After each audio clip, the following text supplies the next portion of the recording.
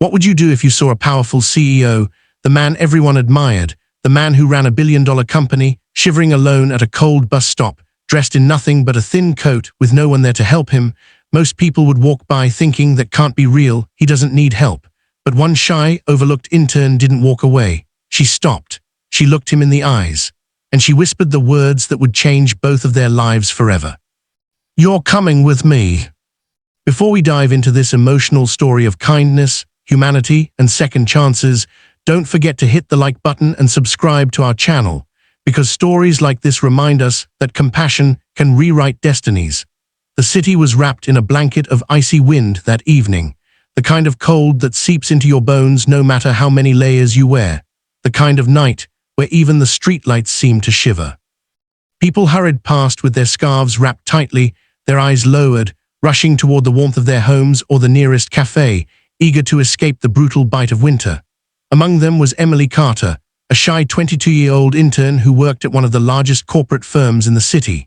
She was the kind of girl no one really noticed in the office, the one who carried stacks of files, refilled the coffee machine, smiled nervously in meetings, but never spoke up. She was bright, talented, and kind, but her timid nature made her blend into the background like wallpaper, someone who existed quietly while the world moved around her. That night, after finishing her extra hours of unpaid work, because she was too nervous to say no when asked, she stepped out into the freezing air, hugging her worn-out coat closer. She walked toward the bus stop, her head filled with self-doubt and fatigue, until her eyes caught sight of something unusual. A man sitting slumped on the bench, his expensive suit crumpled, his hands trembling from the cold, his proud frame looking utterly defeated. At first, Emily thought her eyes were playing tricks on her, but as she moved closer, recognition struck her like lightning. It was none other than Alexander Grant, the legendary CEO of the company she worked for, a man who was always seen in glossy magazines, giving speeches about success and resilience, the untouchable figure of authority who commanded respect and fear in equal measure. Yet here he was, hunched and vulnerable, his usually sharp eyes dulled with exhaustion, his lips pale from the winter chill. For a moment, Emily froze. She didn't know what to do. Should she approach him? Should she pretend she didn't see him? She felt her chest tighten with nerves, but something inside her, something stronger than her shyness, pushed her forward. Slowly, carefully, she whispered, "Mr. Grant." His head lifted weakly, his eyes blinking as if it took all his strength just to focus. When he recognized her, he gave a faint, bitter smile, the kind that carried more pain than comfort. "Emily, isn't it?" he rasped, his voice hoarse. She nodded, unsure if she should be honored that he remembered her name or heartbroken that he looked so broken. He looked nothing like the powerful man she'd seen striding through the office halls. Instead, he looked lost, fragile, almost human in a way no one had ever seen before. Are you all right?" she asked softly, though she already knew the answer. He chuckled drily, the sound cracking in the cold air. "Do I look all right?" he muttered, before lowering his gaze to the icy pavement. Emily's heart ached at the sight. This wasn't the man who commanded boardrooms and signed million-dollar deals. This was a man stripped of pride, weighed down by something invisible yet crushing. People passed by, giving him quick glances, but no one stopped. Maybe they thought he didn't need help. Maybe they thought it wasn't their business, or maybe they were just too busy saving themselves from the cold. But Emily couldn't walk away. She couldn't pretend she didn't see.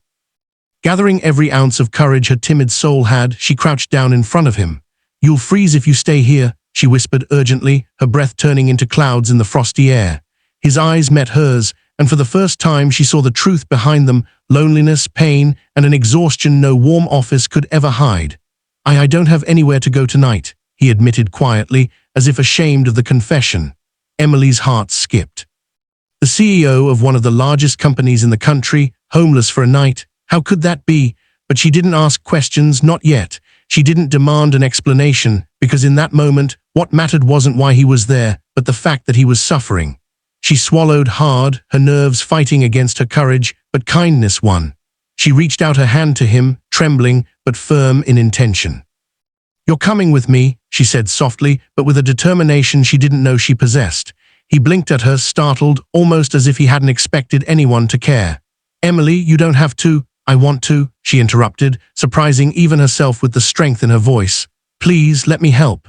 For a long moment, he just stared at her, his pride wagging war with his need.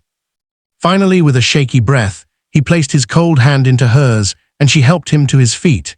He was heavier than she expected, leaning on her for support as if the weight of the world was pressing down on him. They walked slowly, step by step, through the icy streets toward the small apartment Emily called home. Along the way, she could feel the stares of strangers, the whispers of curiosity, but she ignored them all. She focused only on the man beside her, the man who had once seemed larger than life, but now clung to her as though she was his last anchor. Inside her tiny apartment, she hurried to wrap him in blankets, fumbling nervously but moving with genuine care. She made him tea with shaking hands, offered him her own dinner though she barely had enough for herself, and for the first time, Alexander Grant, the powerful, untouchable CEO, sat at a modest kitchen table, eating simple soup with a shy intern who couldn't even look him in the eye without blushing. Yet in that humble space, something shifted.